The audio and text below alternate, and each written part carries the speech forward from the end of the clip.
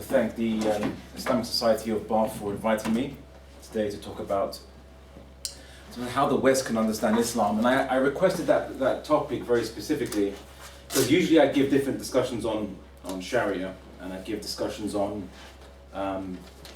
Islam and Christianity and or Islam from a more theological perspective.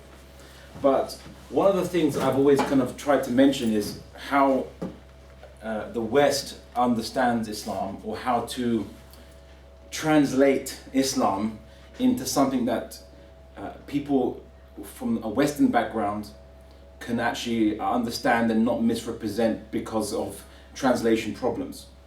And the reason being is explaining concepts are more than just translating literal words from one language to another. I think many of you here are bilingual, I'm assuming. Anyone here only speak one language? No shame.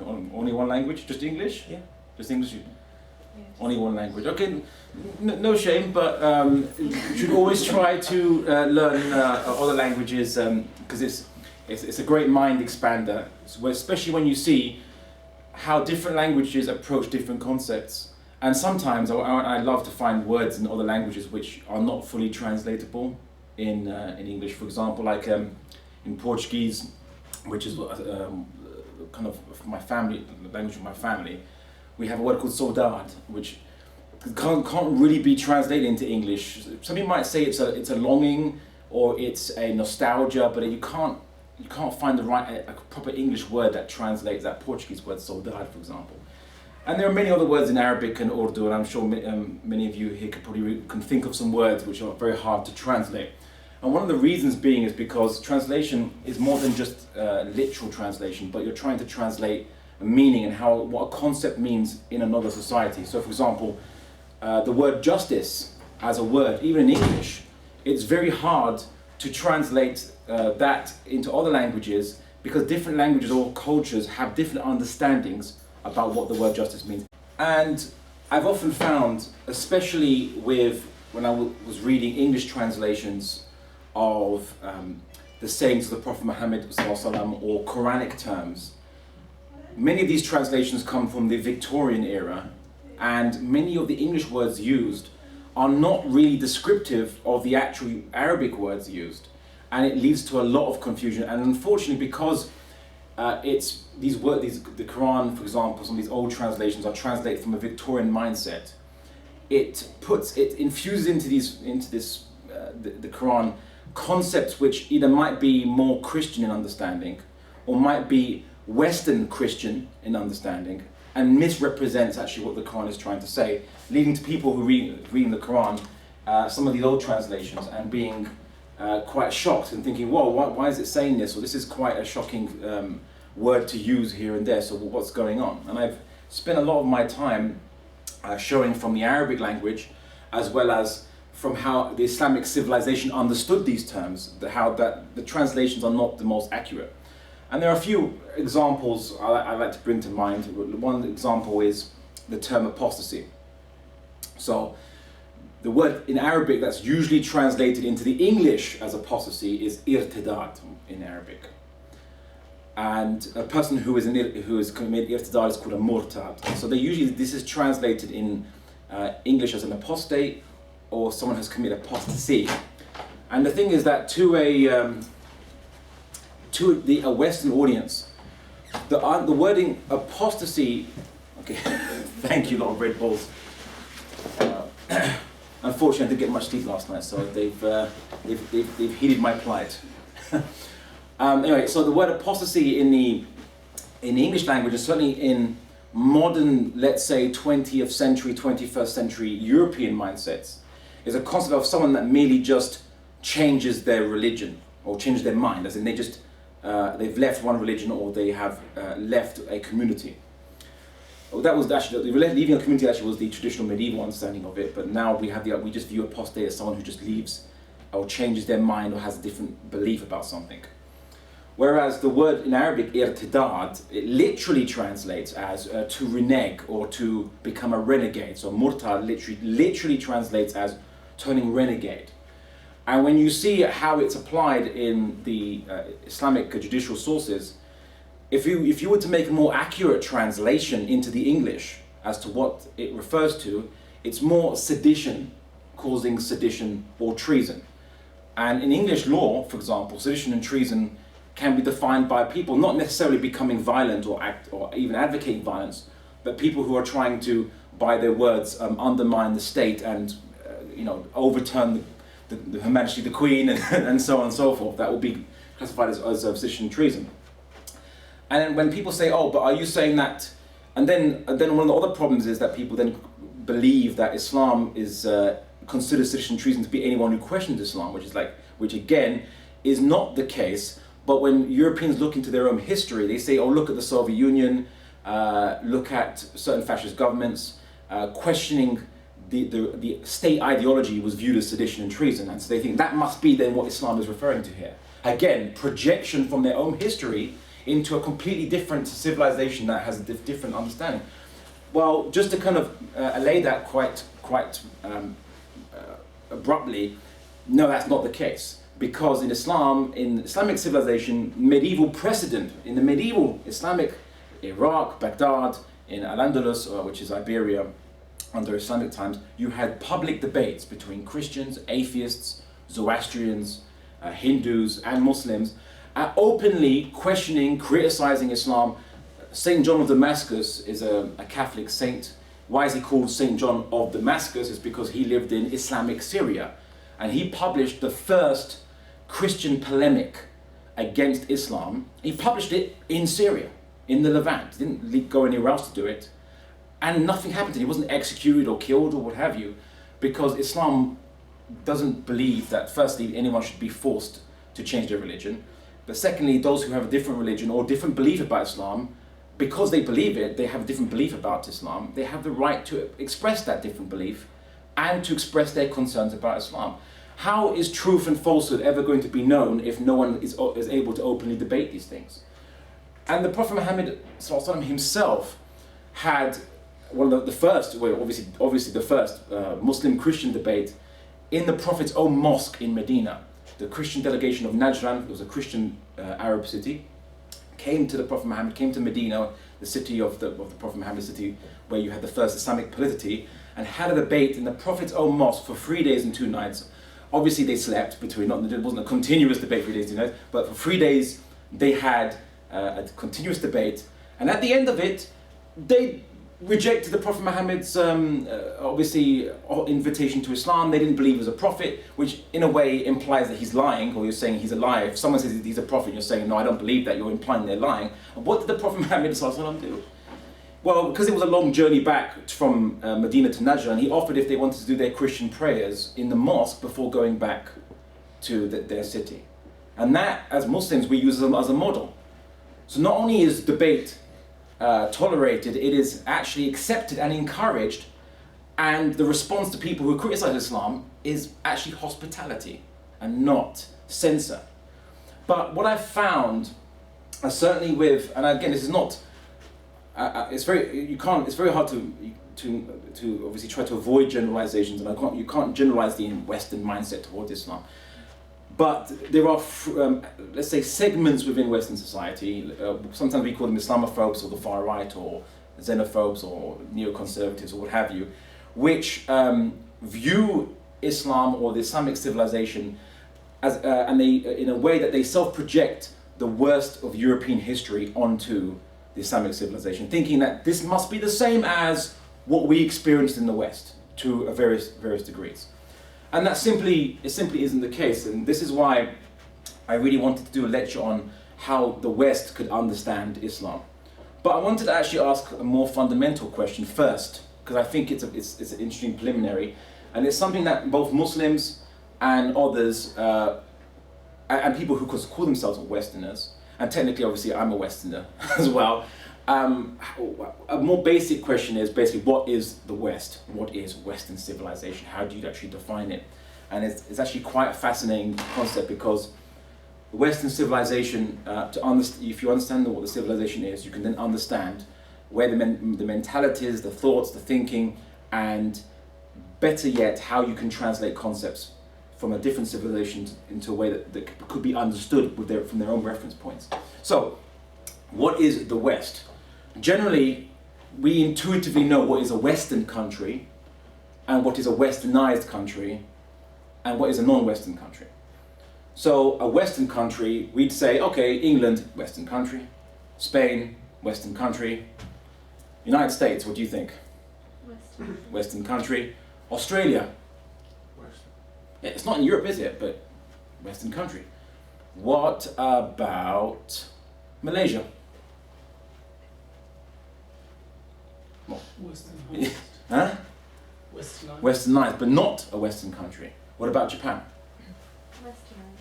Yes, but not a Western country. Yeah, Westernized, but not Western. Even though it has a secular liberal political system, although the culture is very different from the individualized kind of culture we have in Western Europe, but the political system is what we call secular liberal. So even though there are countries on other continents, we intuitively know what is Western and what is westernized and what is completely non-Western. So Russia, is it Western? No, no one would consider Russian Western. I'm actually going to test you. What about Poland? It's a tricky one. Western? Westernized. Okay, let's take westernized out the way because that might be confused. Just Western or not Western. Let's just make it more simpler. So Poland, Western or non-Western? There's former Soviet Union, so it's hard to say. Okay, good, good. What do you think? Non-Western. Non-Western? It's Western.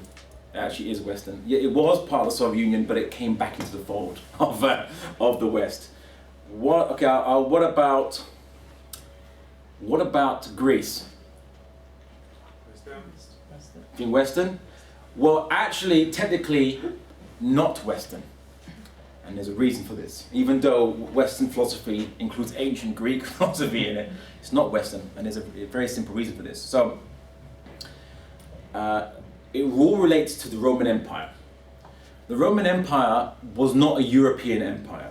It was a Mediterranean empire, right? North Africa was just as much part of the Roman Republic, and then later on the Roman Empire, as Spain and Italy. In fact, Germania and what was beyond the far region, initially England, then north of England, was considered to be a bunch of barbarians, uncivilized barbarians, unsophisticated, backward. Scandinavians and all these individuals, again, were considered to be barbarians and unsophisticated Northmen, the Northmen as they were called. So they weren't considered to be part of the Roman Empire. Germania, or Germany as we now call it, was never under the Roman Empire. The border was pretty much the Roman Empire. There was many fights and skirmishes, but it was never actually conquered. But what most people don't realize is that the Roman Empire, towards the end of its time, it's split into two sides. Western Roman Empire, Eastern Roman Empire. And it's split along language. The Western Roman Empire was Latin speaking. The Eastern Roman Empire was Greek speaking. Now, technically, people say that the Roman Empire fell in the 5th century. It's not actually true, because the capital of the Roman Empire had moved from Rome to, it was originally called Byzantium, but then it was renamed Constantinople. That was where the capital of the... Are you a history student by any chance? I studied this history. Okay, because you seem very familiar with what I said. I was like, okay, this must be a history student, or at least a history buff, like myself. So, the Eastern Roman Empire, the capital of Rome moved to Constantinople, of all Rome, and then it split into two parts. And they mostly followed Greek speakers and Latin speakers. The Western Roman Empire collapsed. The Latin-speaking part generally collapsed, leaving the majority part, which was the Eastern Roman Empire, where the majority of Roman citizens, who were majority Greek, by the way, obviously resided. The Western Roman Empire was taken over by Germanic barbarians, unsophisticated individuals, don't know about Roman technology, don't know how to repair it. The West enters its dark ages, not because of Christianity, but because simply the Western Roman Empire fell. What happens when barbarians take over an empire and it collapses? It's not going to become the age of science and reason, is it? It's going to be a dark ages. And what happened is the Eastern Roman Empire, well, they never called themselves Eastern Roman Empire, they called themselves the Roman Empire. That was what they called themselves. They were the Romans. There was no other Romans, they were the Romans. And here's the thing, when the Western Roman Empire fell, and the Eastern Romans still occupied or controlled Rome. They still controlled Rome. And at the time, there were different cities had different bishops that were obviously given, let's say, their area of their theological jurisdiction, should we just say, or diocese, sorry, was in different areas. So you had the Bishop of Rome, the Bishop of Antioch, the Bishop of Alexandria, the Bishop of Constantinople, and they were all part of a council. They were all part of a council, all under the Roman Emperor's control, right? And bishops could be appointed or not by the Roman Emperor's diktat. But something happened, and this is actually quite a fascinating story, that the Roman Empire, which had walls of the Persian Empire, but also dominated large areas of land, large areas in the Middle East, which were occupied by Christian Arabs. Suddenly, there was a new force that arose in the Middle East, which fought the Romans, and went all the way up to Constantinople, besieged Constantinople on 2 occasions. And this force weakened the Roman Empire to such an extent that the Romans had to retreat out of Italy. They left Italy. This had a very strange and kind of unpredicted effect. The Bishop of Rome was now free from Roman control of the emperor. And being free, the Bishop of Rome and the Roman Church launched many Christian proselytizing missions to these polytheist, pagan, Germanic barbarians in Western Europe, who most of them didn't have any written language to speak of. They weren't sophisticated with writing or with any advanced culture, and they certainly couldn't repair the Roman technology. But what the Roman Church, or the Bishop of Rome, initiated was he started to teach these barbarians a way of writing and speaking, taught them Latin, taught them the Latin alphabet, in order for them to be able to speak. And these Germanic barbarians adopted Latin into their language. And when we call the Romance languages, we say French, Spanish, Italian, and Portuguese are the Romance languages. Why we say that is because they all initially were Latin, and they all were, in essence, corruptions of, they eventually became corrupted to the extent that they became different languages. But they all started out as Latin. In a way, the Romance languages are different slangs of Latin, to put it another way. That's why they're very common. Britain or England had a bit of an interesting, a different experience, although it did Latinize its language because there were so many Northmen invasions from Scandinavia and Germania before the Christianization of Germania. Let's say Scandinavian languages and Germanic languages were kind of kept being reintroduced into England, to the point that the language wasn't as Latinized as the continent, and so you have many Germanic and Anglo-Saxon, or Angle, as the Angles because they're called, but the Scandinavian words in the English language, which makes English different from the Romance languages, which is more of a Latin slang.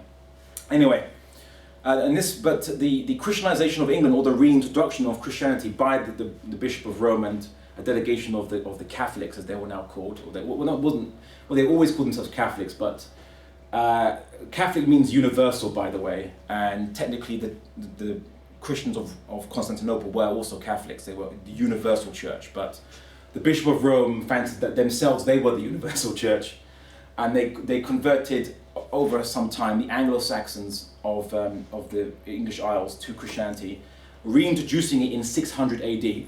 That's 30 years after the birth of the Prophet Muhammad, just to give you an understanding of time. So it wasn't, 1400 years you could say isn't recent, but it wasn't that long ago. It wasn't 2,000 years ago. It was actually coterminous with the beginnings, roughly around the beginnings of Islam. Christianity came actually back to England, or the British Isles. And what was interesting is that over many centuries, the Church of Rome, you see, didn't have an army. It relied on asking help from other powers. So it would Christianize these powers, it would offer them help by being administrators and kind of being kind of clerks for different kingdoms. And in return, it would tell the people that the kings have to be obeyed by the people. It was their Christian duty for these kings to be obeyed. So it had a little kind of arrangement with these different newly converted Germanic kings.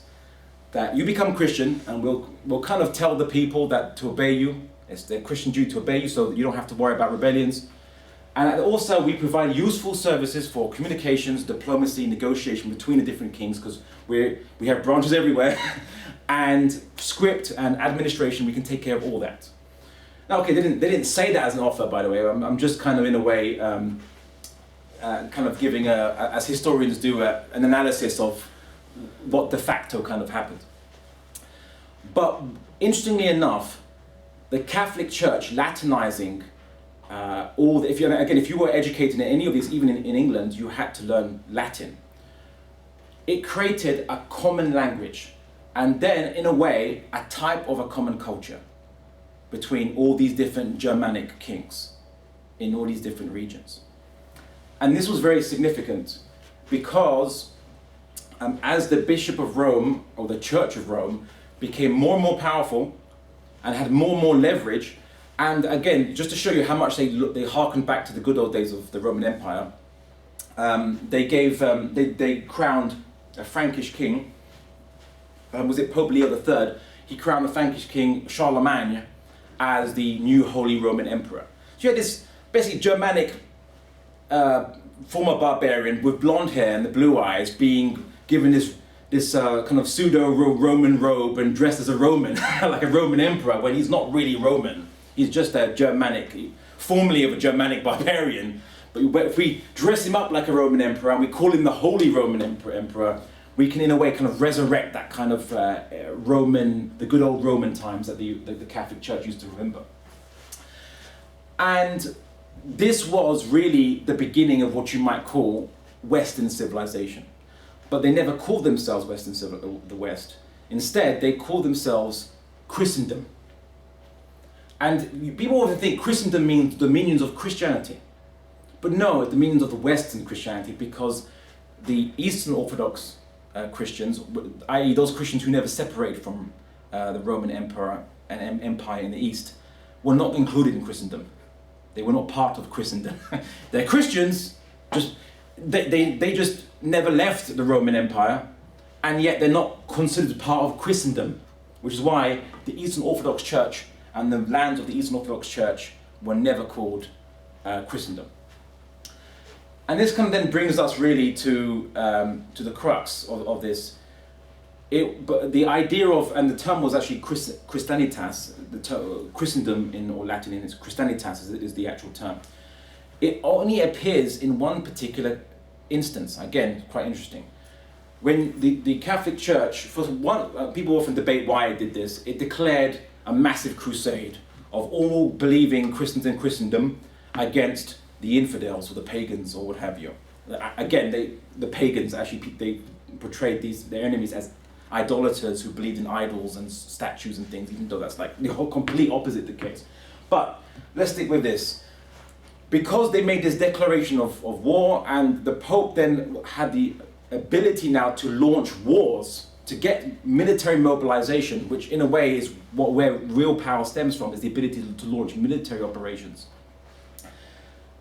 We see in historical records the first mention of the term Christianitas, Christendom, so that the Crusades actually formalized the idea of a separate individual civilization, distinct from others. That's when it actually, you see the word Christianitas mentioned. The earliest mention is actually during the Crusades of this term. And of course, later on, as the countries became, as the Catholic Church encountered Reformation, the creation of a new sect that opposed the Catholic Church, the Protestants, the wars of religion, and of course they had a comment then the Treaty of Westphalia, which was basically Protestant kings can be Protestant and their countries be Protestant. Catholic kings, their countries can be Catholic. What was it? Chaos regio ius religio, as the saying goes, whoever is their kingdom, their religion. It's their religion. But then afterwards you saw the rise of more secular governments, and then the Christendom no longer was called Christendom, it was just called Christian Europe. But the term West only arose in the 19th century. And in the 19th century, we see that there was a discussion as to whether, it was actually Russian philosophers discussed this, about the westernization or the Europeanization of Russians, or the bringing Western European culture into Russia, and there was those who were opposing it, the Slavophiles, those who were more for Slavic culture and so on. And then we see the discussion of Zapad in Russian, the West, those in the West. And then it took on, and of course the Cold War really solidified that Russian term. So the West actually got its name, the West, from Russians. And it was no longer called Christendom, no longer called Christian Europe, it was now called the West. And just so you fully understand actually why, proof of the idea that obviously in the time of the Christendom, they didn't consider Eastern Orthodox Christians to be Christian, they didn't consider them Christian at one point, but also part of Christendom is that the Northern Crusades were launched against Slavic, Eastern Orthodox Christian countries. They were considered to be infidels, and they launched crusades to the Teutonic Knights, obviously the German Knights, knightly order led crusades against Russians and people in the Ukraine, considering them to be not Christian, considering their area not to be Christendom, and obviously launched crusades to spread Christianity to these regions and to force convert many of them to Christianity. So in a nutshell, this is actually Western civilization, how it arose as a distinct civilization from other civilizations in the region, and you actually have the Catholic Church to thank for this.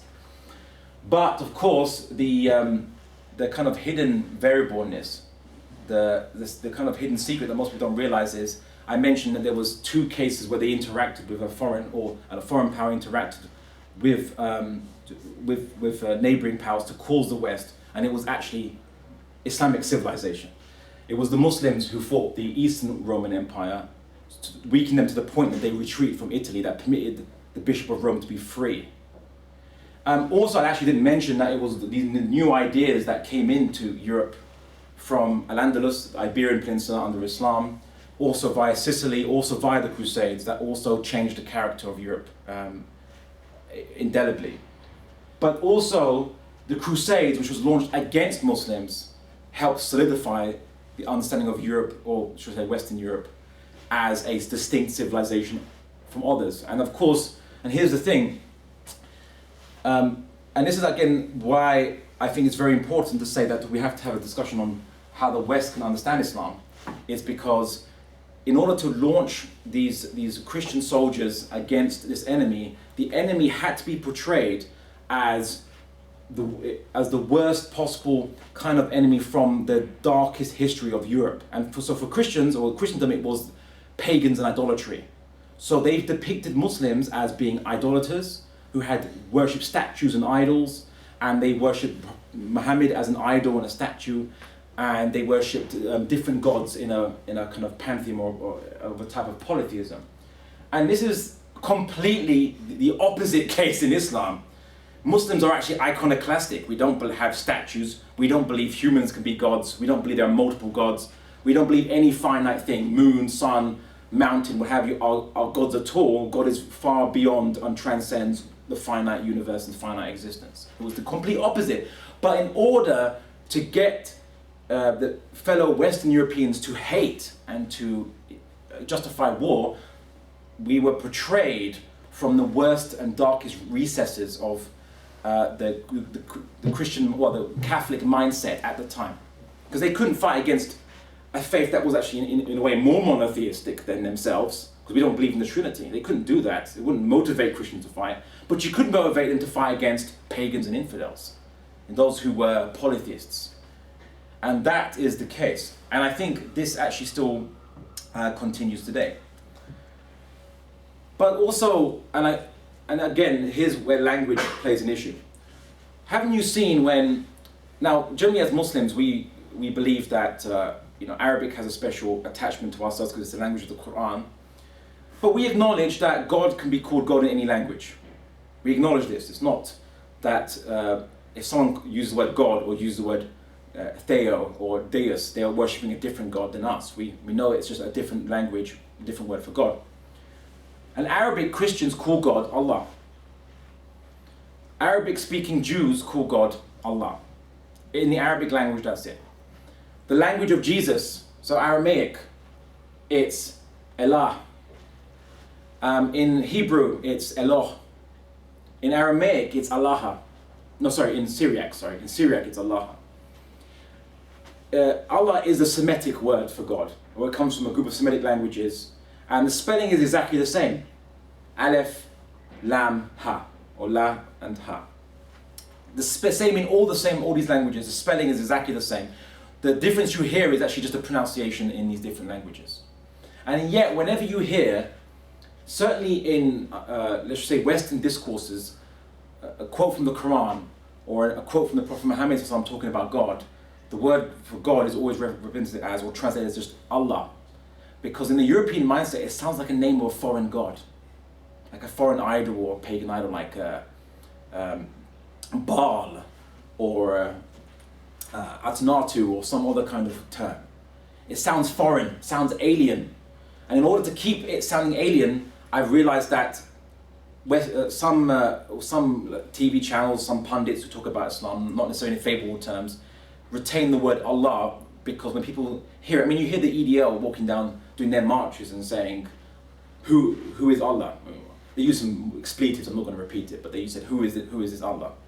Well, Allah's the God of Jesus, because it's what he said. You can watch Passion of the Christ, that film. They tried to do it in Aramaic. They tried to make the whole film in Aramaic. Obviously the Romans spoke Greek or Latin in it, but they tried to do the whole film in Aramaic, and you could clearly hear the character, which is meant to be depicted as Jesus, using the word Allah every time he refers to God. You can check it for yourself. It's not a foreign word for God, and yet it is retained.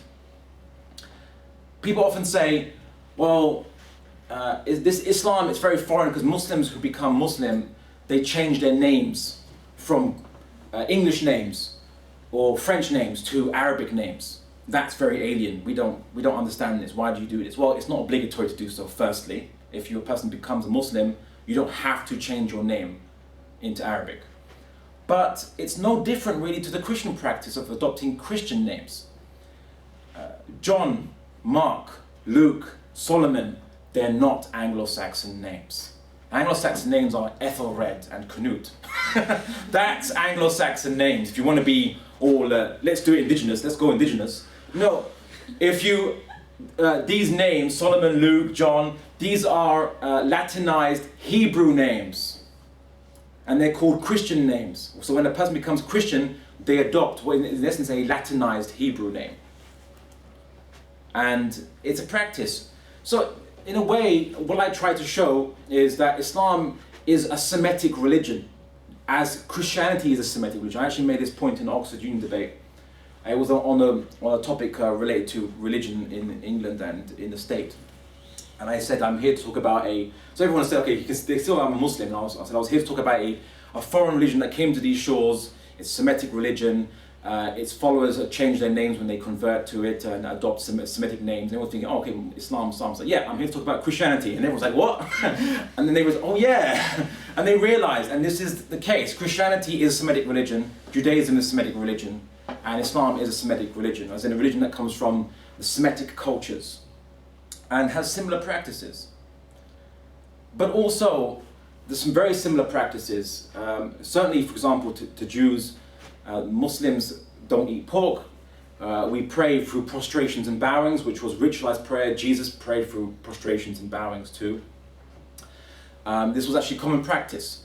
The idea of just making a supplication, in fact, the idea of praying like this wasn't even early Christian prayer. Early Christian prayer, if you look at the iconography and pictures of depicting early Christian prayer, it was always like this, with the hands out. And when you see Muslims supplicating, we supplicate like this. We don't put the hands together, but early Christians never put the hands together either. This came as a later development in European history. So again, Muslims are not that alien to Christianity as it originally was conceived. But also I found something fascinating. A long story I'm not going to really delve into, but what really kind of gave Christianity a different character to its Semitic past was, some could argue, with St. Paul. It was a Christian saint, viewed to be an apostle, never met Jesus, but he converted to Christianity, and 50% of the New Testament is just his writings and letters added into it. Now, the Church of Jerusalem, which was a church that had the disciples of Jesus heading it, so it was headed by James, purported to be the half-brother of Jesus. Well, could only be the half-brother of Jesus, of course. Heard rumors that Paul was going to Greeks and saying, you don't have to follow the law of Moses anymore. So they summoned him back, saying, what are we hearing that you're telling non-Jews, Greeks, the Greeks were the non-Jews, of course, we're hearing you're telling non-Jews or Greeks that you don't have to follow the law of Moses. And of course, Paul denies it, saying, no, I don't say that. I don't say that at all. But do we have to expect non-Jews to follow the law of Moses and the Jewish law and so on? And they have this debate. And then out of this debate, they make a concession. They make a concession. So, okay, tell non-Jews, they embrace obviously Christianity, they embrace obviously Jesus as the Messiah, and tell them to abstain from food polluted by idols. I'm now quoting Acts 15. From sexual immorality, from the meat of strangled animals, and from blood. For the law of Moses has been preached in every city from the earliest times and is read in the synagogues on every Sabbath. So this is what they say to him. And this is what St. Paul agrees. When I say the meat of strangled animals, was that Jews were prohibited from eating what we call carrion, meat that was not bled before it was killed. So it still had the blood in it. And according to the law of Moses, it's considered to be carrion. You know, like if a roadkill, you see roadkill, it's just been knocked over by a car, but all the blood's still in it, and it died in that state, and it's considered to be carrion. You're not allowed to eat carrion. So they tell St. Paul to tell the Greeks or the non-Jews who become Christian, okay, they don't have to follow all the law, but they should abstain from meat that has not been bled before it was killed, because that is carrion, and he accepts this. Of course, later on, Roman and then Germanic practices, they didn't really follow that law anymore. But arguably, halal meat and kosher meat, actually, it fits that requirement. And in essence, non-Jews who are Christian, and there are those who follow this, like the Seventh-day Adventists, they do so. They should be eating halal or kosher meat if they want to follow Christian requirements. And you can read this in Acts 15 in the New Testament. So this is something interesting. The other kind of concern or issue is obviously people in this day and age say, oh, the head covering. It's very non-European. And this is very hard to understand because you can't argue it's non-European as a practice in of itself, but it's viewed as non-European because it's practiced by people who seem to be immigrants. Yet, many times I've seen, certainly the old generation, in my country, in Portugal, my grandmother had a head covering over her head. East Europe, Western Europe, the old generation had head coverings. Well, heck, there's even pictures of the Queen having a having a head covering, and that was viewed to be normal in their times. It was actually viewed to be modest. Even in Victorian era, where obviously you see there's a relaxation of this head covering, Victorian women still always wore hats at most times. They didn't leave their hair completely uncovered in public, and that was just a practice. It's actually quite common in Europe. But when suddenly, once Europe kind of divests itself from this practice, and yet Muslims come in, suddenly it becomes a strange foreign practice. And I remember, actually, there was a Pakistani sister who told me this interesting story. So they actually went to Spain, and they basically saw some Spanish women saw this person wearing, and because Spanish people can also be quite tan, so they didn't know this person was Pakistani. They thought this person was Spanish. So they approached this person and said in Spanish, and that had to be translated for them. because they had a colleague who spoke Spanish, said, "Oh, it's really good you're reviving the old practices, old Spanish practices." And to which they said, "Well," and they didn't understand, and then they realized, "Oh, this person isn't Spanish, because he's not understanding what I'm saying." And then the person next to them translated and said, "Actually, this person's saying this," and it was like, "What? I'm actually Pakistani," but that's the case. But when it looks like it comes from a foreigner, suddenly it's a non-European thing. It's an alien. It's viewed as something an alien concept. But also, and quite what I see is, in European history, women have never been treated legally with much rights as men enjoy in Western history, in European history. Up until what? Up until just the last century, the idea of marriage involved this concept called couverture, which is that if a woman gets married to a man, the property of that woman then belongs to her husband. Of course, on the negative side, the husband is legally liable for the things that she does. So I don't know how you judge that, but owning her own property, and even getting married, even prior to that, even in English culture, the woman was expected to give a dowry to the man, or the woman's family has to pay a dowry to the man as well. That was actually English culture. And that's practiced in India as well, amongst Hindus, not amongst Muslims. Because in Islam, the Prophet Muhammad reversed that opposite direction. It's actually the man that has to pay a marriage gift to the woman, not the other way around. And it was quite ahead of its time. And that didn't stop until just recently in European history, and certainly in English history. But when the Western mindset, as I've now defined it, looks towards Islam, it's viewed from the darkest recesses of European history. Oh, Islam must be like us a couple hundred years ago. It must be just like us, this Islamic civilization. They haven't reformed themselves or changed their religion. It must be just like us. Or they must ask that women are covered up because women are either, and they make a few assumptions or speculations that they must believe women are either infantile and can't and need to be treated in this derogatory way, or that women are just sex objects. That's why they have to be covered up, because they're sex objects, which is opposite of the thing. Or that women don't have much rights in Islam. Women can't work or can't speak their minds or can't do any of these things, or are not educated. And they make all these speculations that they project onto Islam. And as many Muslim women can tell you themselves, that's completely opposite the case. I often said, whenever they say that, Muslim women are told to be meek and timid and so on, I often say, have you met our women? Quite opposite, in fact. Quite the opposite. And what they don't realize is that while women only had the right to vote or have any say in the political processes just 100 years ago in the West, post-Enlightenment, post-scientific revolution, in Islam, 1400 years ago, the Prophet Muhammad ﷺ required that both men and women must give the Pledge of Allegiance to the leader before the leader can have any legitimacy as a leader.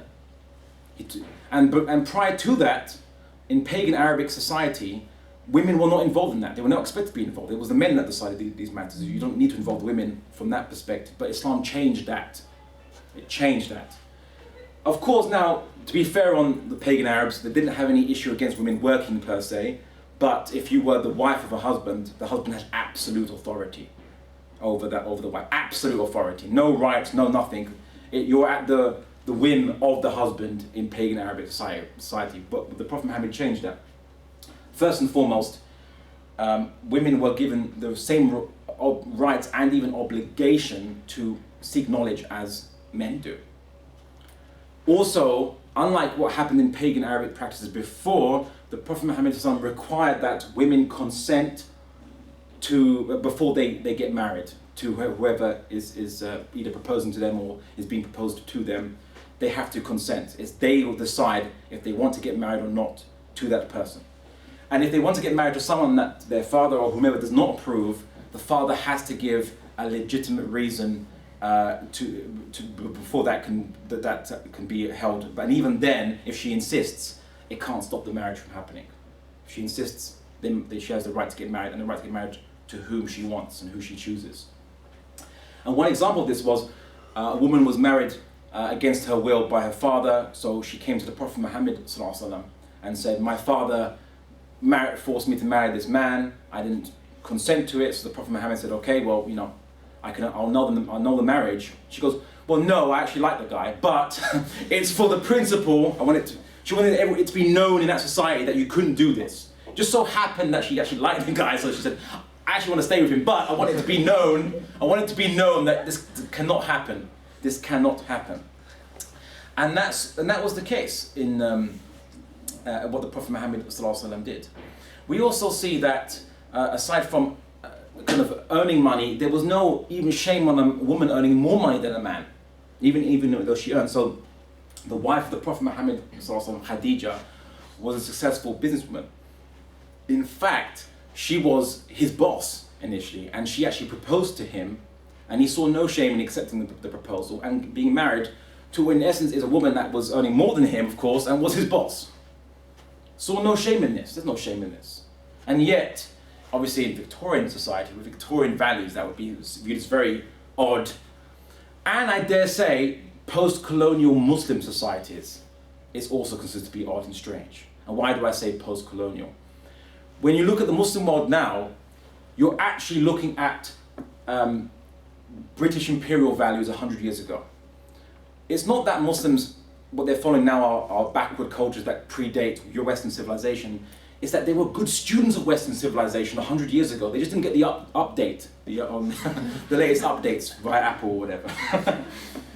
So the idea of a woman's place in the home is very much a British imperial concept or a Victorian concept, which Muslims didn't previously have prior to that point in time. And one example of this is, I kind of typically bring this because it kind of emphasizes the point. So in Egypt, prior to British taking it over from the Ottomans, women studied for and became nurses and doctors, medical practices. And because it was viewed that, you know, if women would prefer to have a female doctor, then obviously there should be female doctors. But there was that advantage, but also that women and men can do whatever they want in terms of profession. That was always been the case. But when the British came and civilized the natives, they expressly said that, well, why do you need to have women doctors? People should just make do with men doctors. Women's place is more for the home. So they stopped women from continuing studying medicine and practicing as doctors, because they didn't view it as a profession appropriate for women. And that's what the Egyptians learned, because here was a civilization which came technologically superior. They said they were superior. They said they had superior values. They changed the education system because the education system was funded by the state, and they now control that state. So they changed it. They cut off a lot of the Islamic subjects out of this education system. So they created it in their own image. And then educated Egyptians learned, if you were an educated Egyptian, you were westernized. And you learned from the English education system. And the proof of the point, and I just want to give you an example of this, is those who are in the Muslim world who esteem themselves to be the most westernized, are also esteem themselves to be the most enlightened. But if you look at their opinions, they're also very backward. One example, President Sisi, Abdul al-Sisi. Again, I have to make this point, and I also say it with the understanding that I'll probably never be allowed in Egypt, or I don't really want to go to Egypt because I know what they do if they hear this, on these enlightened values. He's a secular leader, and yet during the demonstrations, when he was obviously a military general, he advocated that soldiers molest women or protesters, and those women who basically advocate that they shouldn't be molested because they're virgins, which is obviously trying to invoke some kind of cultural propriety, where virgins don't touch us. That the soldiers do virginity tests on the women. You might have heard this on the news. This was actually quite. You have heard this, okay? Yeah. It was an outrage, and rightfully should be outraged. But he's not an Islamic fundamentalist. He's not some backward medieval relic from the past. If you look at Islamic medieval history, actually, medieval times are probably more enlightened, actually. I'm actually much more enlightened. He esteems himself to be a secular, enlightened, westernized ruler. And the same with Saddam Hussein, same with Bashar al-Assad. they all esteem themselves to be secularized, westernized rulers, and they have opinions that are 100 years old by European standards, at least from Europe. And proof of the point of this is 100 years ago in England, it was viewed that clitorectomies were prescribed for women who were judged to be hysterical or could get hysterical. And they viewed it as a way of curbing hysteria, quote unquote, women. Clitorectomies were prescribed by many medical practitioners in England and America. Post-Enlightenment, post-industrial, post-scientific revolution, England and America. So when you have these individuals or these conquering armies coming to the Muslim world saying we are superior, learn from our values, you're going to get the Muslim world today as a snapshot of what British Empire was 100 years ago. That's what you're seeing when you see the Muslim world today, a snapshot of this. But all the issues which we see is that on the fringes of Islamic civilization, on the boundaries of the frontier regions, when Islamic civilization declined, the cultural practices that were pushed out to the fringes of Islamic civilization started to come back into those fringe areas. One example is what is called, obviously it is called female genital mutilation, which we see in the Upper Nile area. And people say, oh, this is an Islamic practice. This is what Muslims do. And I say, well, it's not. Because there's a reason why you don't see that anywhere in the central areas of the Muslim world. It was pushed out. It was not viewed as civilized practice. It was actually in the frontier zones. And it's a practice that is 3,000 years old. It's a pharaonic practice from ancient Egypt. Practiced long before Islam, long before Muslims. And what they don't tell you is it's practiced by Christians and animists in the same region too. It's a cultural practice. And it came back in as Islamic civilization started to recede and decline. These practices came back in. Same in the frontier regions in India and so on. A lot of practices that were pushed out came back in. For example, just give an example. In Pakistan, many Pakistanis tell me that when a woman gets married, it is expected that the bride's family pay some expenses and even gifts for the husband's family, or for the husband directly, imitating the pre-Islamic Hindu practice, even though that is not an Islamic practice. That's the opposite. It's the husband that pays. He holds the wedding, he holds the walima, the marriage ceremony, he pays that, and he also gives a marriage gift to his wife. That's why you'll see that only practiced in that region, but you won't see that practiced in Egypt, for example, which is more central. Now again, Pakistan, the region it wasn't a frontier region, but we saw that as Islamic civilization declined and receded, practices that were pre-Islamic, and certainly obviously as a Hindu practice, it's still current, and so it affected and started to come back into Muslim practices in that region. And it's nothing to do with Islam, got nothing to do with Islam, and yet when it agrees with the darkest recesses of Western history, they project it onto Islam. Oh, Islam must be doing this because this is what we did back in the past. So it must be Islam being backward, and so even though in Islam it's what we call a bad innovation. And what we mean by bid'ah is the Arabic word. It means innovation, but we don't mean it in a good way. Innovation as bringing something new into Islam that wasn't part of Islam. It's actually a bad thing. Technological innovation is good. Innovation in cultural practice is bad, because you're bringing new practices which go against Islam. So this is the kind of issue, and yet obviously Muslims are judged by this, and Islam is judged by this. And so just to finish up, and another common misconception, and I suppose this lecture is really becoming a lecture of misconceptions or a litany of misconceptions. But I wanted to do more than just discuss misconceptions, but also discuss where they came from and how they are projected onto Islam, and how they actually come from the darkest recesses of the European past. So actually, that's actually two small misconceptions actually. One misconception is that Islam wants to spread its Sharia law across the world onto non-Muslims and make everyone under Sharia law. Firstly, Sharia in Arabic means law. It just means law. So when you say Sharia law, you're really saying law. They want to spread law over us. I mean, technically, the law of England and Wales is the Sharia of England and Wales, and the law of the United States of America is the Sharia of the United States of America. So you can tell this to an EDL person, that'll probably freak them out. England is already under Sharia, the Sharia of England and Wales, and so on, applied by the Queen. So, well, technically it's in her name. So, this projection actually is, in a way, is a projection from the 20th century. And it was an idea that if all political ideas or ideologies, like communism and secularism, the two main ones, they each tout that their worldview is universal.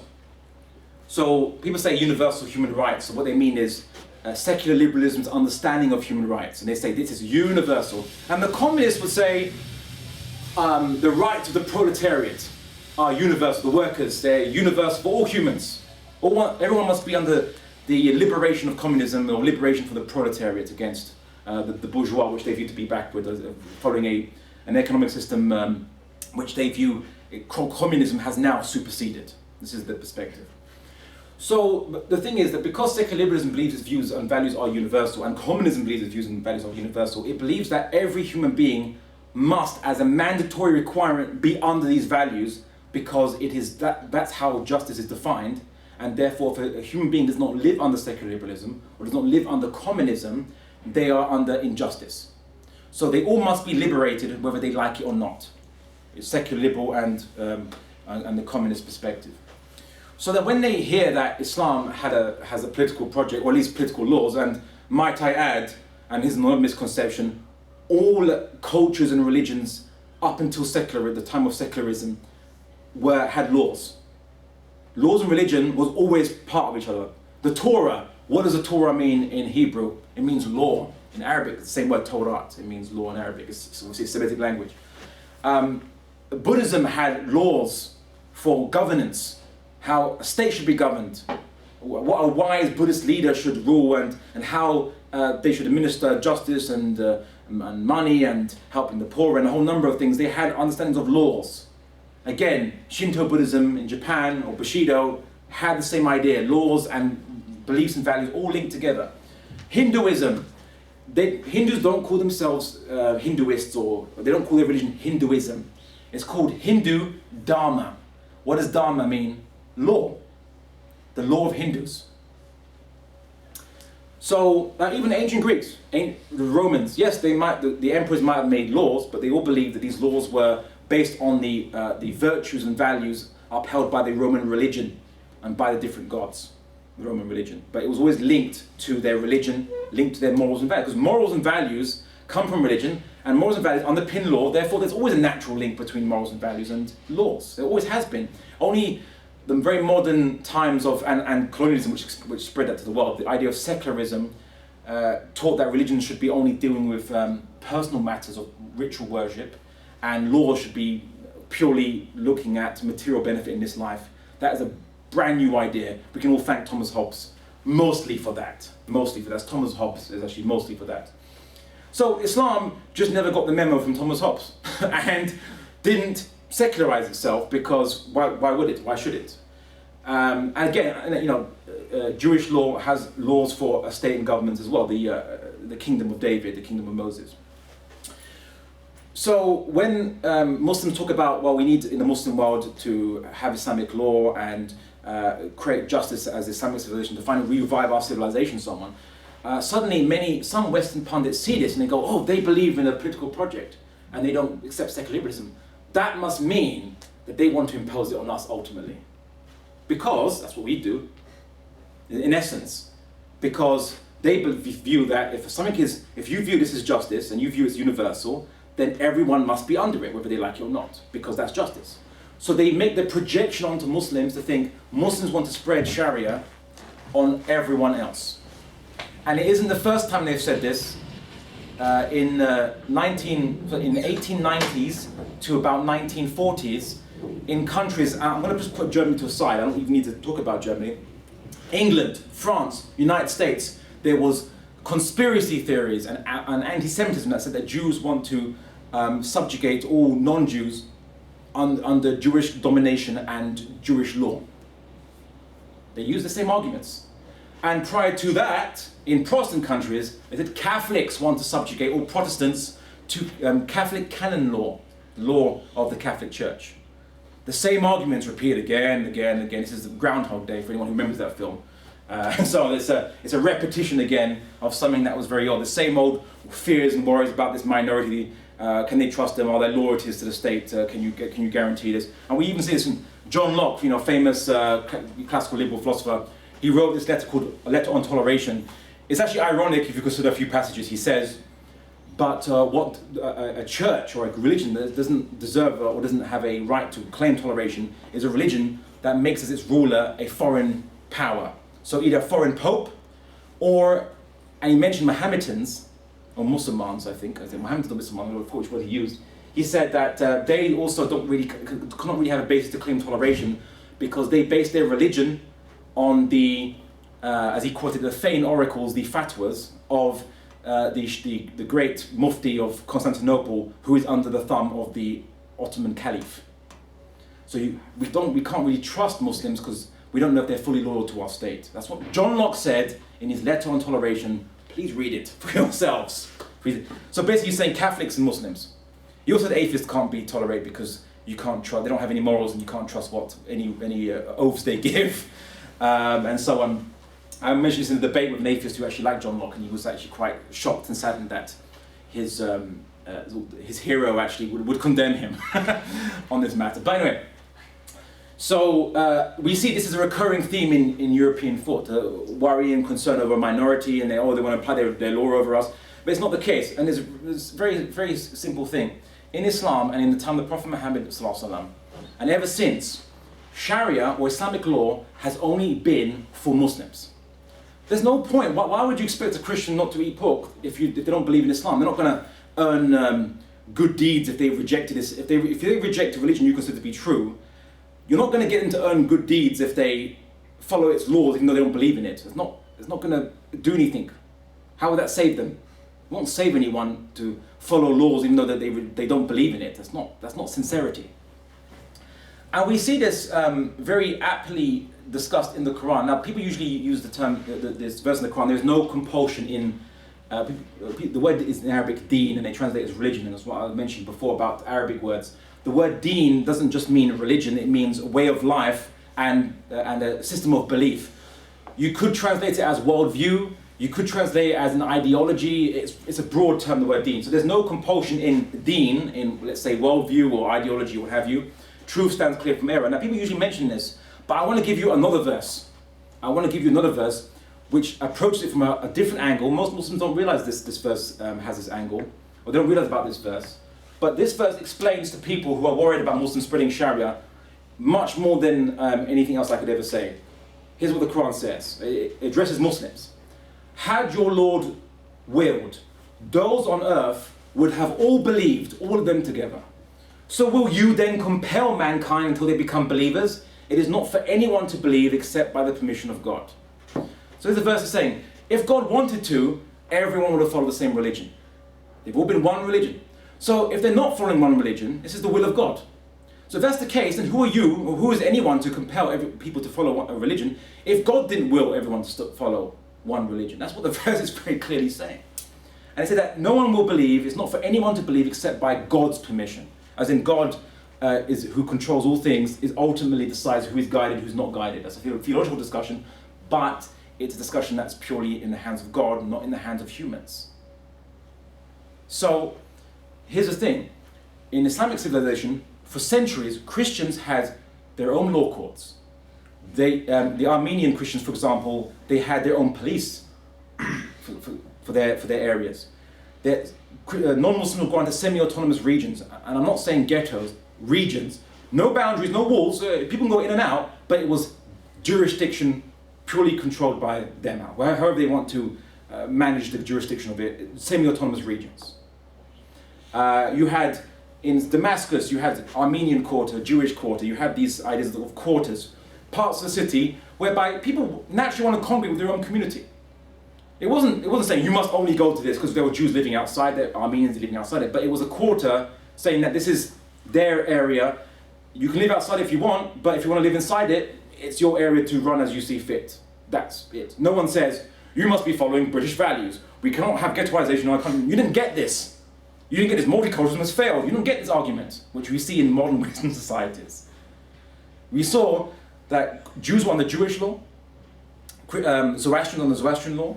There's even a discussion by Ibn Qayyim al-Jawzi, who wrote his book, I think it was Ahkam Ahl Dhimma. So the term Dhimma, it means a non-Muslim who is a contract citizen, like Jacques Rousseau's contract citizen idea. So he discusses the practice of Zoroastrians. There was a sect of Zoroastrians who believed in self-marriage. It was translated self-marriage. It means they can get married to a member of their own family, whose brother, sister, mother, father, what have you. It was a practice. Muslims find it abhorrent. It was disgusting. So Ibn Qayyim al-Jawzi discusses it and says, well, look, the Prophet Muhammad ﷺ, he ruled over areas where there were Zoroastrians and he didn't seem to prohibit it. And he discussed the principle in Islam of non-interference, which is, if that's what they believe, and you've offered them to be Muslim, they don't want to be Muslim, you can't interfere in what they want to do. How they want to do is however they want to live, that's how they want to live. No matter how disgusting you personally find it, it's their culture. Don't interfere with their culture. And the same concept came with also sati, which is it was a Hindu practice of when a woman became widowed. Some women were, usually the upper class women, were expected to throw themselves onto the funeral pyres of their husbands and not remain widows, for example, to kill themselves in essence. It wasn't practiced by every Hindu, and it wasn't by working class generally, but it was a practice. Muslims didn't interfere in that practice. We find it obviously extremely disagreeable. No offense to anyone who believes in sati. Let's just say we find it extremely disagreeable, to put it lightly, but it's not for us to enforce Islamic law on people who don't believe in Islam. That was true multiculturalism. So I say to EDL and xenophobes and even members or people who are influential in government, some neoconservatives, that if Muslims or Islam never applied Sharia on non-Muslims living in Muslim lands, why would I want to apply Sharia in the West upon non-Muslims? It makes no sense. And just to kind of give you a quote, Richard Bulliet is a famous historian. He wrote his book, a 2004 book, The Case for Islamo-Christian Civilization, where he talks about the commonalities of Christianity and Islam and so on. He says this: minutely studying case after case, they have shown that the justice was generally meted out impartially, irrespective of religion, official status and gender within the Islamic world. Not being subject to Sharia, Jews and Christians were free to go to their own religious authorities for adjudication of disputes, but in many cases they went instead to the Islamic judge. Obviously they are allowed to go to the Islamic judge if they want to. No, I'm not going to say no, you can't go in, but it was optional. They could just resolve these disputes amongst themselves. So we see these kinds of discussions. We also see that Prophet Muhammad ﷺ made prohibitions about what Muslims could against Muslims for how they treat non-Muslims who live amongst them. They say, surely whoever oppresses a muwahid, the Arabic word is muwahid means like a non-Muslim citizen. So whoever oppresses a muwahid or imposes upon him more than he can afford, and humiliates him or takes anything from him without his consent, I will challenge him on the day of judgment. So the Prophet Muhammad forbade even humiliating a non-Muslim living in Islamic lands. The Prophet Muhammad also said, whoever has harmed a dhimmi, not an Arabic word for contract, a non-Muslim contract citizen. So whoever has harmed a dhimmi has harmed me. Now as Muslims, we wouldn't want to see a single hair on the head of the Prophet Muhammad harmed.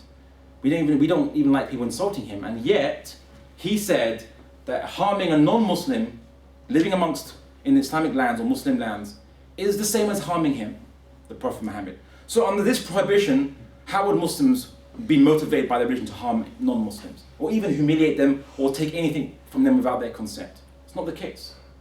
Why? Why is all this? Because Islam does believe itself to be universal, yes, but why did God make us with free will? And why did God make us on His world? It's to have choice. The whole point of this life is to choose the truth and choose to do good. Without that, there was no point in making us. So yes, Islam believes it to be universal. Yes, Islam believes the Sharia to give justice. But the key but is that it has to be embraced voluntarily by choice, because that's the purpose of human beings, is to make choices. That's our purpose. And that's what the Quran is saying. If God wanted, he would have made everyone one religion. Right? But it's not for us to compel, it's for him to decide, so to speak, who is guided, who is not guided. And it's for us to make that choice as to whether we accept truth or not. So I'll generally kind of leave it there. I've discussed a few misconceptions, but I've also wanted to try to discuss where these misconceptions arise, and a lot of it is self-projections from the dark histories and recesses of the Western mind, and we have to be conscious of this. Just as the first Crusaders thought that they were fighting people who were polytheists and idolaters, even though we're the diametrical opposite of that.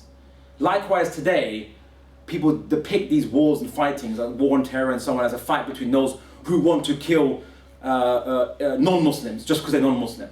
And I always make the same argument in any debate platform I go on against neoconservatives and xenophobes. Say, there are Muslim communities in South Africa, in South America, in Switzerland, in Republic of Ireland. In Suriname, in South America, about 14% of the population is Muslim. So it's more than France. France about 9%. So it's more Muslims proportionally in Suriname amongst a bigger, obviously, non-Muslim population than in France. And yet in all these countries where the domestic policy is non-discriminatory against religion, it doesn't single out Muslims, there's no Islamophobia, their foreign policies are generally neutral. Switzerland, it's a Western country as well, Republic of Ireland, Western country, but neutral foreign policies. We don't see terrorism. And I always mention why we don't see terrorism in these countries. And I want to make very clear, terrorism is actually prohibited in Islam. And if you read where many of the Osama bin Laden gets his ideas from, he actually talks about imitating American military history and British military history. That's what he mentioned. In the Q&A, you can ask me that. I'll say more about this, where he gets his ideas from. He actually says, when someone else said to him, why did you go against the Prophet Muhammad's prohibitions? An Al Jazeera reporter asked Osama bin Laden in 2001, on October 2001, in an interview on TV, you can find that YouTube video online actually, asked, why do you go against the Prophet Muhammad's prohibition about targeting civilians? He says, oh, well, the prohibition, yeah, you're right, that's a prohibition, but it's not set in stone. And then he argues it's logical to fight against the West as the West fights against Muslims and kills Muslim civilians. That's his argument. And then he cites World War II, he cites Hiroshima and Nagasaki, he says Americans didn't care about killing civilians, why should we? That's his argument. Not, well, the Quran tells me to kill infidels. No, it doesn't say that. It does not say that at all. He acknowledges that he goes against Islamic prohibitions. My argument against Osama bin Laden, my argument to these guys is, I'm sorry, but the prohibition is set in stone. Because as a proud fundamentalist, I follow the fundamentals of Islam. I don't change them when they're not convenient. And yet Osama bin Laden says you can change the fundamentals or not ignore them when it's not convenient, when it's not logical in his mind. I reject his argument. That's not a fundamentalist argument. It's a modern argument. And I've always said this. We can discuss this. But there isn't a existential threat to Western civilization by Islam or by Muslims. Muslims aren't killing Irish people or Swiss people or South American people or South African people. We don't see it there. So I always ask the question, why we don't see terrorism in those countries.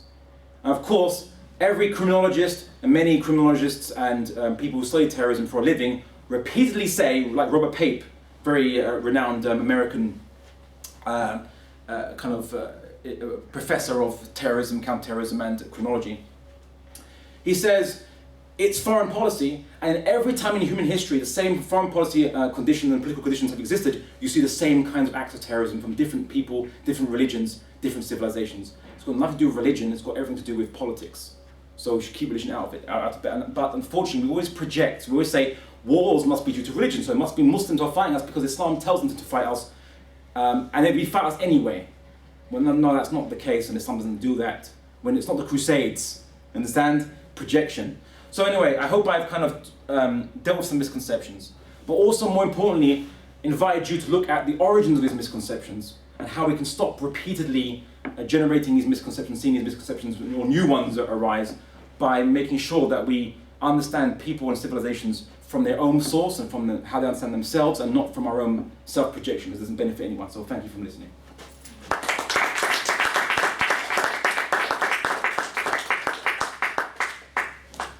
Thank you very much, Brother Abdullah. Anyone have any questions they would like to have asked? Questions, comments, and I also invite contention, so feel free to deny what I say, criticize what I say. I actually technically prefer debates more than lectures, so as a personal preference, I was just one yesterday, so I'm still in debate mode, but I do also want you to criticize or question, because I don't want anyone to be blindly believed or accepted. I want you to ask for evidence and demand it, in fact. So you have a point? No, question.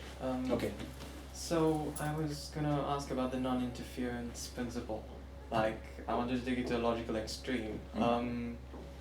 What if, like, say there's a Muslim of some moderate wealth,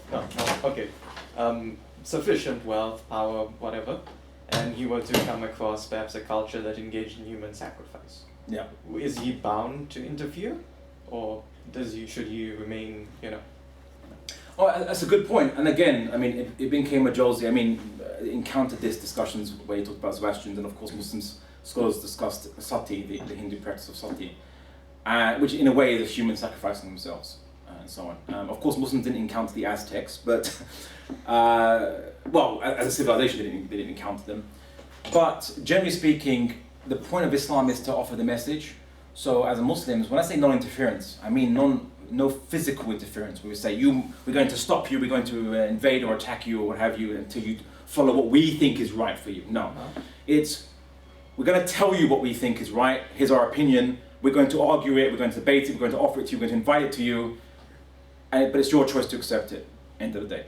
So if you don't accept it, it's fine, we'll continue reiterating the message and preaching it and so on and so forth until hopefully we can persuade you to adopt it. If not, then we can't get involved and force that culture, because the whole point is it has to be choice.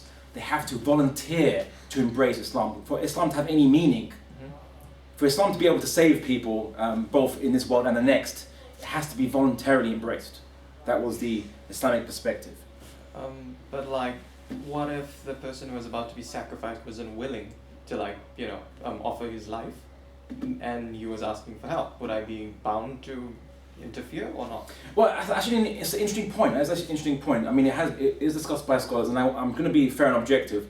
There were classical Islamic scholars who had strong objection to self-marriage and sati and argued we should intervene and so on. So there was a difference of opinion. I'm not going to say it was all homogenous.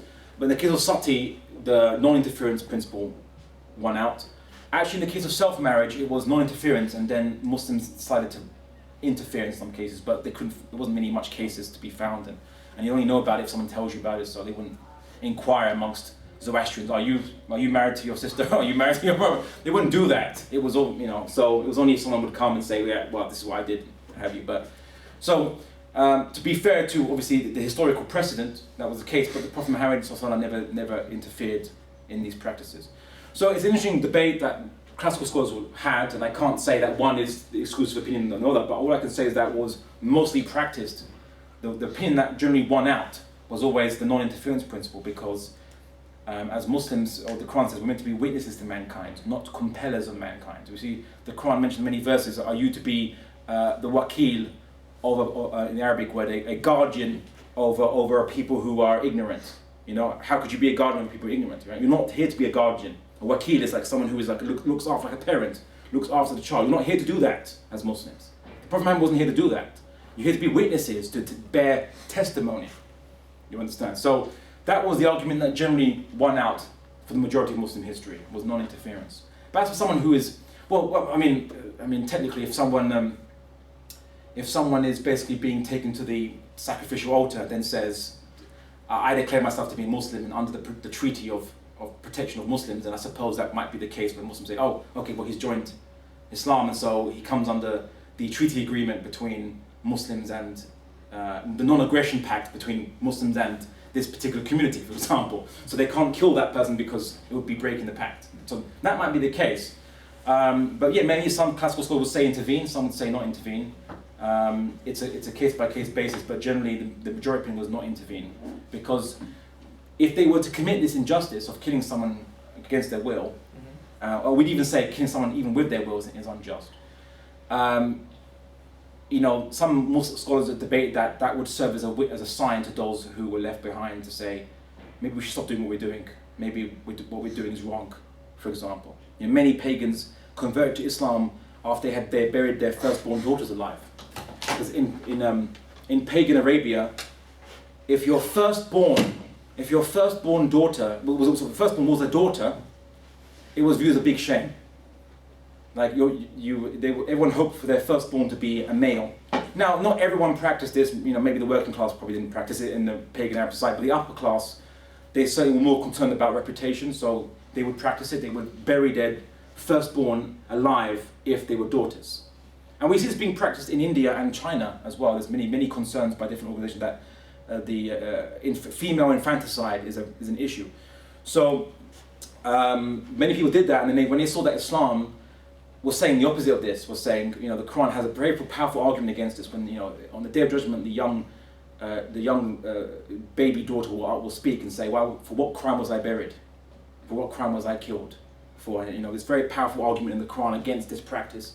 And we see the Prophet Muhammad teaching that if a man, basically, if he dies while having only known daughters in his life, only having daughters, and he's happy to have that he only had daughters, he accepts that, he likes that fact, he's not rueful of that fact, then he will go to heaven. He'll be saved. God will forgive his sins, and he will be rewarded for this, because that was viewed as like the worst thing that could ever happen to anyone in pagan Arab society. Only daughters, oh my God, no sons, oh no. Whereas Islam did the opposite, trying to change that mentality fundamentally. So, but if that wasn't the case, and people didn't do that practice, they might not have seen the error of their ways. So there's a big debate happening. So I would say that some people say intervene in those cases, but generally don't intervene. Some say don't intervene at all whatsoever, and let them see the error of their ways, and let us continue to preach. And sure, we'd like come in there and shout and say, don't do this, and stop what you're doing, and whatever. But whether you should do it by force is a different question. That's the question. So all I can say is that different scholars have different opinions on that, but the majority opinion, or the opinion that tended to win out in India, for example, was non-interference. You, sir. I have a question about, I'm like from Christian education. I'm not Christian at all, but anymore. But I've noticed, I know if it's true, but there are maybe some similarities between the Bible and the Quran, in the sense that, like in the Bible, I know that there are some passages of the Bible that contradict other passages of the Bible. Like the Old Testament is very violent, and if you don't believe in God, He will punish you by death. Like whereas in the New Testament, in the Bible, He's more loving. I'm generalising a bit, but yeah. And I've seen a lot of people blaming Islam. Like I'm French, so in France there's a very heated debate about Islam in France actually, and there have been lots of anti-Islam people who cited verses of the Quran that like promoted violence, or maybe it's just wrong translations, but do you think we should alter, as like you're a religious guide, obviously, do you think you should alter the sacred texts in order to clarify the message today of Islam? Because lots of people, I think, like the problem is there's lots of misconception about like Islam because of what's written in the Quran. It's an old text, and if we could like clarify and rewrite it, maybe it would be easier for people to understand that it's not a menace or anything. Ok. Merci pour votre question. Je vais avec l'aide de Dieu donner une réponse. Mais après, en anglais, pas en français. So I'll speak English, but I just love the ability to practice my French because I don't get much opportunity. Unfortunately, everyone's monolingual here, or not speaking much the European language. But your first language is French, I'm assuming. Okay, you have a great English accent. So it's shame on us. Whenever we speak a foreign language, we sound that we're foreign. Our English accent comes out. Anyway, France is a very interesting case in European kind of politics, because England's quite interesting as well. France is much more secular than England, if people to understand that. That's because England technically is not actually secular. the head of state is also head of the church. There are, I think, was it 33 bishops in the House of Lords, an unelected body, but then in the House of Lords is unelected generally, so what have you. So that technically means that people who are religious clerics just get to have a say, direct say on laws in England, which is unthinkable in France. Secularism was established in France actually not that long ago, only in the early 20th century as official statute. And the French Revolution was, it wasn't just a French Revolution, then a continuation of secularism from that time till then. There was restorations of monarchies and clerics and a whole bunch of stuff happening in between that point in time. Anyway, long story. But what you see in France is an understanding of secularism which is linked to national identity or nationalism, and the idea that people, if they are free, they look like this. And if they don't look like this or act like this, they must not be free, and therefore they need help to look like X or Y or Z. A certain mold is cut for them. Whereas Anglo-Saxon or English secular liberalism offers more what we call negative liberalism, as long as you don't coerce and do this, do what you want, more or less. Of course, there's loads of exceptions and so on and so forth. Anyway, and I think in France, for example, there's restrictions on liberty of speech. For example, you can't insult the French flag in a public setting, and at one point you can't insult the president, but that was never enforced and dropped. And so anyway, I mean, there's limitation restrictions, and obviously Americans have different understanding of that. So. But what happened in France is that the outward displays of religion, certainly from non-Catholic religions, is viewed much more as a combination of both a foreign culture imposing onto France, as well as a challenge to secularism, because secularism and nationalism are linked together in France, and in a way that does not exist in England. So. And so in France, the understanding of how people should live is different, and there's a lot of ethnic tensions and problems in France, and it's mostly due to these kind of underlying situations. In England, to an extent, but they follow different tradition, and America obviously is more Anglo-Saxon in its tradition. But anyway, with regards to your Quranic verses, what you mentioned, the Quran or Islam isn't pacifist.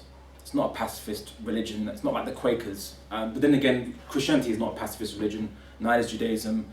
And neither is any political ideology. I mean, communists will go to war. Secular liberals will go to war. And in many cases, they'll go to war.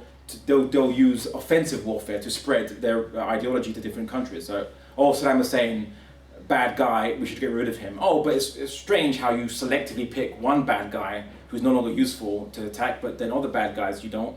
Certainly bad guys who are sitting on top of resources tend to get more attention, strangely, coincidentally.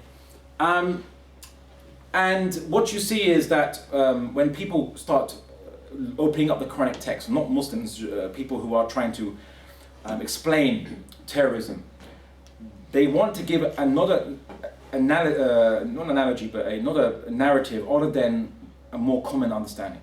Because Muslims, in a way, are viewed that Muslims must act by their religion, whereas we act by secular motives. So if we go to war against Iraq and bomb and kill people, it's regrettable, it's just people doing it, let's blame Bush, blame Blair, it's not us doing it, or we regret it, or World War II bombing Dresden, or bombing German cities generally, just civilian cities, they're not unguided bombs, just dropped on cities with population centres. And Dresden was firebombed, where 30,000 Germans, mostly women and children, because men were mostly out, women and children were burned to death by the British Royal Air Force. The Royal Air Force burned to death 30,000 women and children, and those who were in shelters were cooked to death because it was turned into a fireball. That happened back then, it was regrettable, but it was necessary, or whatever. Some people say necessary, some people just say, sorry, it happened back then, it's too bad, what have you.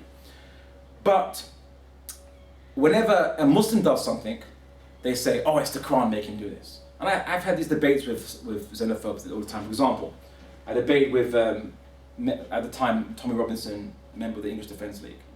So he said, Muslims are going around these rape gangs and they are raping these girls.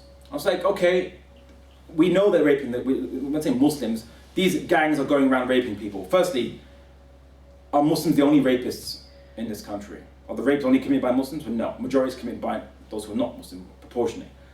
But these people who are doing the rape, they're drinking alcohol, some are even eating pork, taking drugs. Any Muslim will tell you, you can't drink alcohol as a Muslim. You can't eat pork as a Muslim. You can't have sex outside marriage as a Muslim. And yet, English Defence League Tommy Robinson was attributing this to Islam, and then he said it was actually part of the Quran. And then he says, oh, the Quran allows you to have sex with slave girls or whatever, which is it's not. That's a whole other discussion. That's not really the case in that sense. But anyway, and so this must mean they rape women because they view them as their slave girls or whatever, which is not even. It's like so outside the bounds of any interpretation ever. But they're desperate to find something in the Quran because they've already decided in their heads that Muslims can only act by Islam. Like there's no bad Muslims. There's only Muslims who are always good in following Islam. And there's no idea of a Muslim who's not religious or not practicing or what have you. And the only good Muslim that they do recognize is someone who actually repudiates their own religion. Oh, like they had this guy in the EDL called Abdul, and they said, yeah, he's a good Muslim, and he was saying, I don't really believe in God and Muhammad, but yeah, I'm a Muslim. Yeah, he's a good Muslim. He's a good Muslim. And that's the problem. People debate the issues and say, explain ISIS. They call themselves the Islamic State, so they must be Islamic then. And I always say, okay, so the People's Democratic Republic of North Korea call themselves democratic and republic, so they must be a democratic republic then, because they call themselves that, right? And people don't realize that in an area where religion like Islam is obviously considered to be very important, everyone has to justify what they do by Islam. Bashar al-Assad, secular Arab nationalist socialist, but he himself says everything he does is part of Islam. It's not against Islam. President Abdel Fattah al-Sisi deposed the Muslim Brotherhood, said that we saved Egypt from theocracy, proud secularist, and he basically got, he obviously because he's got the power to, he dictated a fatwa from, in a way, he got a fatwa, a religious ruling from a member of the Al-Azhar institution to say that it's okay for his soldiers to shoot protesters. A so-called Islamic fatwa. It was him telling them what to say, and they said it. Oh yeah, Islam says it. Yeah. Saddam Hussein, I consider him to be the father of ISIS because ISIS, it was exposed by the Spiegel that they're former Baathists, and anyone who knows what a Baathist is an Arab secular socialist. Right, that's what Baathists were. And then when they lost power, they suddenly found religion and became ISIS? Oh, how coincidental. Right, what did Saddam Hussein do in 1993 to shore up the power of his government, to get more legitimacy from the people? He put Allahu Akbar on the flag, Iraqi flag. He said that he was a descendant of the Prophet Muhammad, and he created a Islamic militia called the Fedayeen, and he would use Quranic verses, and I saw these videos, I saw videos of his police forces and his soldiers beating the people up, and they would quote verses of the Quran as they're doing it, even though these verses of the Quran have no relation to what they're doing, but they couched it in these Islamic terms. So I'm not surprised that his children, ISIS, did actually literally the exact same thing as Saddam Hussein. But no one would say Saddam Hussein was an Islamic leader, because he was secular. Everyone knows he was secular. And yes, what did ISIS do? They put Allah on the flag, the leader, they say he's the descendant of the Prophet Muhammad, and they create a militia and so on and so forth. I also made this point in a debate with individuals who were supporting Bashar al-Assad, and they were criticizing ISIS. And I said, yeah, I criticize ISIS too. But in this debate now, I started out the debate by saying, I want to play a game with the audience. Who can name me this group? There's a group of people who are, they say they're fighting for Islamic cause, they kill civilians, they kill people of different schools of thought they don't agree with, or they attack mosques and they destroy these places, and they get foreign fighters to come for them under the name of jihad to join their forces to fight for their leader. They get children soldiers to join them, or they force children to join their ranks. Who are they? And I was like, it's ISIS, right? ISIS, eh? Oh no, it's Bashar al-Assad.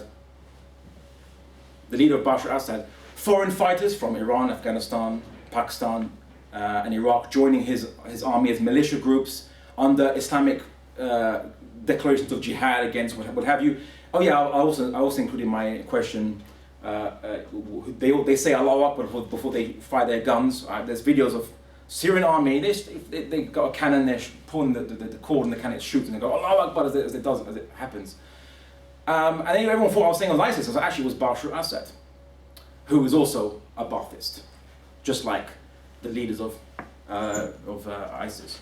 So, unfortunately, the West, they don't see that there are people in the Muslim world that have the same motivations or can be as different from their religion as Westerners can. And yet everything that Muslims do, that's their religion.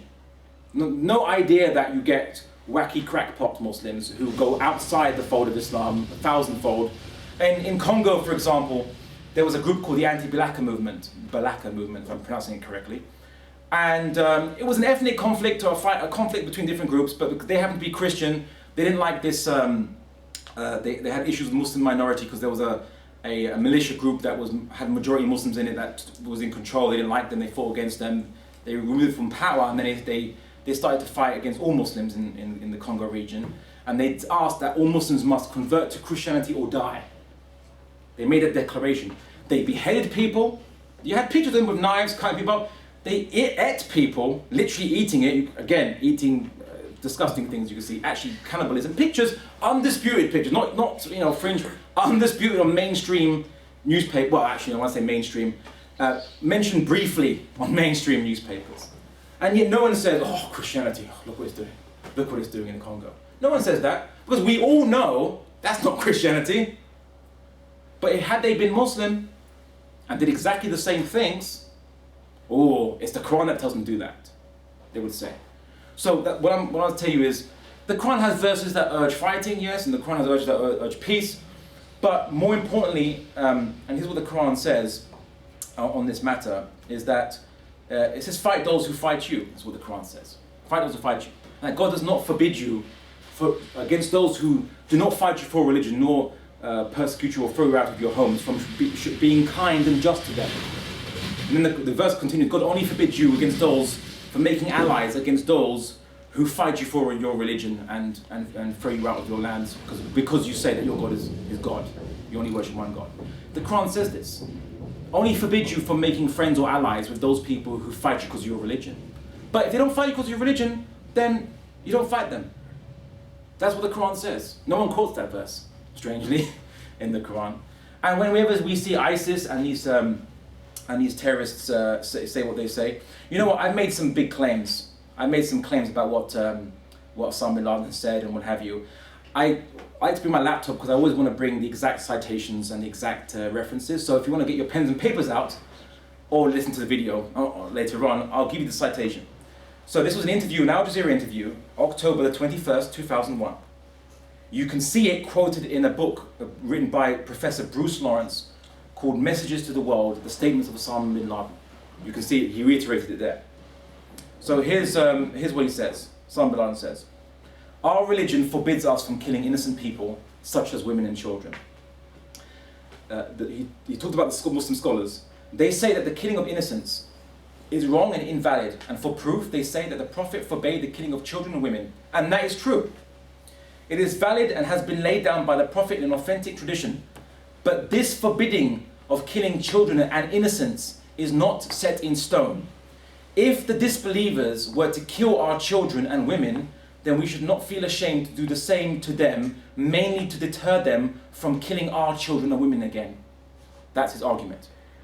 And then he continues in there's another citation, an interview by an ABC reporter, 1998. I'll read it. So people asked him about his justification of fighting Americans and attacking civilians. Here's what he says. Here's what he says as his argument. Not from the Prophet Muhammad's history. He says this: America has not been known to differentiate between the military and the civilians, or between men and women, or adults and children. They threw atomic bombs and used the weapons of mass destruction against Nagasaki and Hiroshima, and these were the Americans doing this. Can the bombs differentiate between military and women and infants and children? America has no religion that can deter her from exterminating whole peoples. Your position against Muslims in Palestine is despicable and disgraceful. America has no shame We believe that the worst thieves in the world today and the worst terrorists are the Americans. Nothing could stop you except perhaps retaliation in kind. That's his argument. And of course, when Bush said they're fighting us because of our freedom, Osama responded to this. Said, oh, you say we fight you because of your freedom, then why don't you explain why we don't attack Sweden? That's his argument. And yet, the politicians are trying to portray that these people are attacking the West because we are non-Muslims, or this is a non-Muslim country, and they just want to kill infidels. Or they don't like our freedom. But that's not their argument. Now, he himself admits he goes against Islam, and his logic is anti-Islamic.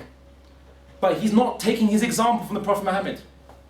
He's not saying, well, the Prophet Muhammad did this, so I can do this. His argument is, America's doing this, so we should retaliate. That's his argument. So people tell me, Abdullah, what are you doing to counter the Islamic arguments or the interpretations of ISIS or Al-Qaeda? I say, what interpretations? Because the only thing they bring is Western military history. They don't bring the Prophet Muhammad. They don't bring the Prophet Muhammad to Islam's history. So I know it's a bit of a big answer, but because your question touched upon a number of things, I thought you needed to hear this.